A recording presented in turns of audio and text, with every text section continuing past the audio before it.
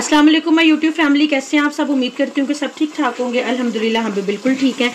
और आज हम बना रहे हैं अचार गोश्त चिकन से। तो जनाब मैंने 1 kg चिकन ले लिया और आज हम बनाएंगे इसे थोड़े से डिफरेंट तरीके से, क्योंकि नॉर्मली 90% लोग अचार गोश्त में प्याज नहीं डालते, लेकिन मैं डालूंगी। मैंने यहाँ 2 बड़े साइज़ के प्याज लिए थे, उन्हें ग्राइंड कर लिया है और 1 कप ऑयल में डाल के ना अब मैं प्याज़ों का कलर तो हो जाएगा जब तक चेंज, तब तक इन्हें फ्राई करूँगी। उसके बाद हम क्या क्या करते हैं और किस तरह अचार गोश्त बनाते हैं वो आपके साथ शेयर करेंगे, तो आपने रहना है हमारे साथ साथ ही। चलें जी, प्याज मैंने अच्छी तरह भून लिया और प्याज डालने का सिर्फ एक ही मकसद है कि इसकी ग्रेवी अच्छी सी बन जाए। ठीक है, अब आप इसमें 1 चम्मच भर के डाल देंगे अदरक और लहसुन का पेस्ट। 1 टेबल स्पून ये मैंने इसके अंदर डाल दिए। अदरक लहसुन भी मैंने अच्छी तरह से भून लिया। अब मैं इसके अंदर डालूंगी 1 किलो चिकन और फिर हम इसे अच्छे तरीके से भूनेंगे कि चिकन का कलर चेंज हो जाए। और फिर इसमें क्या क्या स्पाइसेस डालने हैं वो मैं आपको बताती हूँ। चिकन मैंने अच्छी तरह भून लिया। अब मैं डालूंगी इसमें 4 बड़े साइज़ के टमाटर, क्योंकि अचार गोश्त में टमाटर हमेशा ही सबसे ज़्यादा जाते हैं। बस 2 मिनट इसे मैं भूनती हूँ और फिर स्पाइसेस डालती हूँ।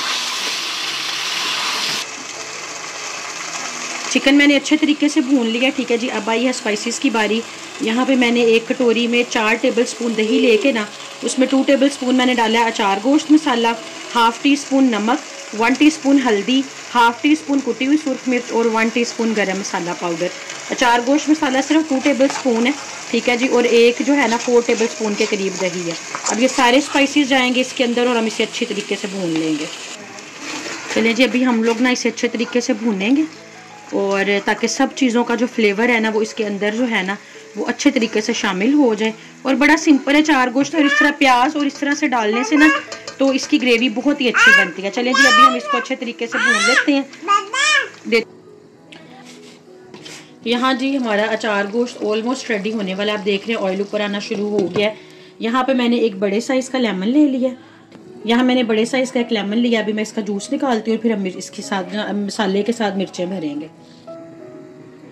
यहाँ जी मैंने लेमन का जूस जो है वो निकाल लिया और ये इसमें मैंने लिया है 2 टेबल स्पून अचार गोश्त मसाला और मैं लेमन इसके अंदर डाल के इसे अच्छे तरीके से हम करेंगे मिक्स। और ये जो आपको मिर्चें नजर आ रही, मेरे पास इस साइज़ की मिर्चें हैं। वैसे आपको मीडियम साइज़ मिर्चें लेनी चाहिए जिनकी लंबाई सिर्फ इतनी हो, उन्हें कट लगाएं और ये मसाला भरें। मैं इसे अच्छे तरीके से मिक्स करती हूँ और मसाला कैसे भरेंगे वो आपको दिखाती हूँ।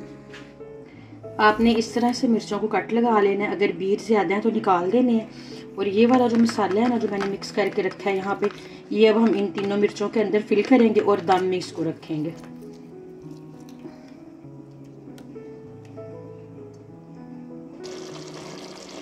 अचार गोश्त हमारा माशाल्लाह हो गया है रेडी।